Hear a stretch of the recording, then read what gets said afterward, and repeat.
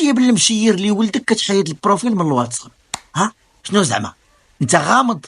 انت غير حامض. وقال لك تا هو ما يلوحش ستوريات على سيمانه على قله الكونيكسيون. وانت سير يا بالحازق سير تعبع. الحانوت ساد. عباد الله اللي غامضين راهم بناو الديور بناو الشركات وما كيقولوا لحد. هذاك هو الغموض. عباد الله راه تزوجوا وداروا التريكه وما قالوا لحد. هذاك هو الغموض. انت في راس مالك جوج كالصوات الا توسخوا لك بجوج صدفه كتبقى غير بصدفه. دو النوع اللي تقدعي فيه صباح وعشيه وما يبقاش فيك الحال، ما ينبكش الضمير. حتى كتلقاه عباد الله مدخلك الجروب ديالي. داك الجروب ما عرفت فيها قوه الهضره. 66 واحد تيهضر جوج كيكلاشوا بعضياتهم وانت تتبغي تدخل على الميساج ديال شي واحد تجاوب عليك كتدق داخل الميساج تيغدرك. يغدرك حتى في الاخيره تجي يلا دخل الجنه يدخلوك الجهنم حيت سبيتيه. يلا ها هو غادرك فين ما مشيتي.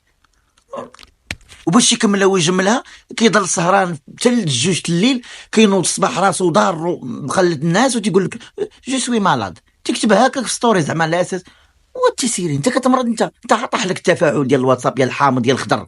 ما عرفتش تهضر مع عباد الله شبكتيها مع كل شيء. الواتساب عندك خوا قلتي غير نروج الحركه. انا راه شوف سير بحالك. بعض المرات ما تكتبش جو سوي مرض ما فيه يكتب تيقول لك داك الايموجي اللي رابط راسو كوما. انت كتمرض. انت هذا هو النوع اللي ما كيمرضش.